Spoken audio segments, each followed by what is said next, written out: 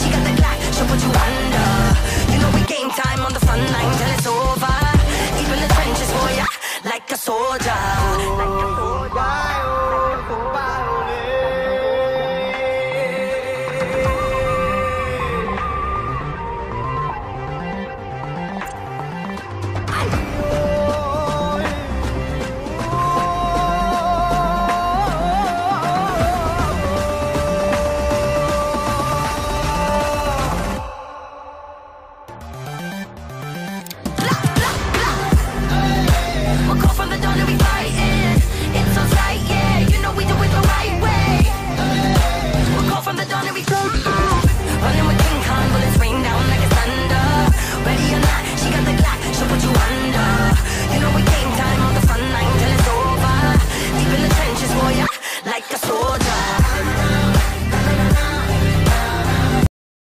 आज महाराष्ट्राची आढावा जिमखान्यात चालू आहे.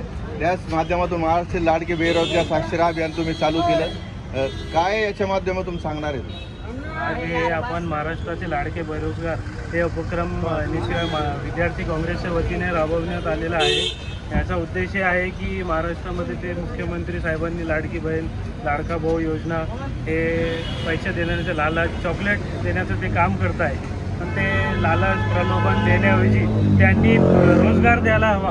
विद्यार्थ्यांना जे सुशिक्षित लोक आहेत ते बेरोजगार फिरत आहेत त्यांना रोजगार देण्यात यावा आणि असे चॉकलेट रिकामे खोटे आश्वासन न देता त्यांना रोजगार द्यावा. त्यासाठी हे आम्ही स्वाक्षरी अभियान राबवत आहे.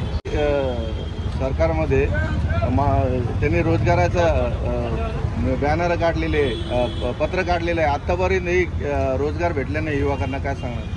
ते तर चॉकलेट देण्याचं काम करत आहे. फक्त आता 2-3 महिने उरलेले त्यांना पण माहीत आहे आपण फक्त नॉमिनल घोषणा करून टाकू मग ते भेटणार नाही भेटणार ते आपल्याला काय करायचं म्हणून ते फक्त ते घोषणा करत आहे. सॉलिड काम काही त्यांचा एजेंडा आहे फक्त खोटा ते मोदी साहेबांचा आदर्श घेत आहे. खोटा बोला पण रेटून बोला. शिंदे सरकारच्या काळामध्ये किती युवकांना रोजगार भेटला असं तुम्हाला वाटतं? आता तर 3 लाख नोकऱ्या रिकाम्या आहे. आतापर्यंत भरती झालेली नाही आहे. ते आता रोजगारचा विषय गंभीर वाटतो मला तर काही दिसत नाही रोजगार आहे. तुमची सरकार आल्यानंतर किती बेरोजगारांना तुम्ही रोजगार तुमचे नेते राहुल गांधी यांनी सांगितले होते. त्याचा मॅनिफेस्टोमध्ये मेन्शन केलेला होता त्यांनी.